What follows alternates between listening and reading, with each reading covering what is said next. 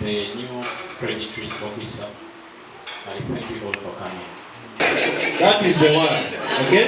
With a very, very eloquent. Ng'omuntu nenyumiriza mu Rainbow kampani eyo yajja mu butuufu okutunaazaako ennaku era ekyamazima egitunaazizaako.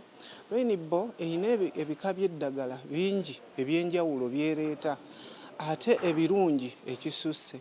Rainbow bw'eddagala lyayo bw'oligeraageranya n'eddagala eddala eriri ku katale, ekisooka likozesa miruzi ziba ntono ekiyamba omulimi okufunamu, ate teririna kulemererwa kwonna nga bw'onookozesa eddagala eddala ne ligaana okukola n'onoonya ate ekika ekirala.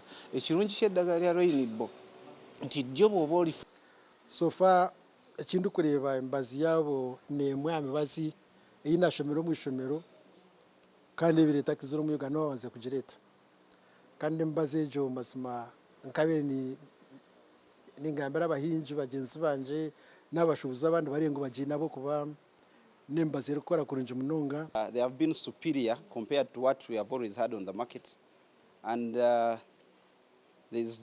are no counterfeits with them, which has, I think, which is going to make more market for them. And my experience as a farmer is the products have seem expensive to the farmers in the first place, but when you compare to what we have always had on the market, they are cheaper. What's right what you're expecting?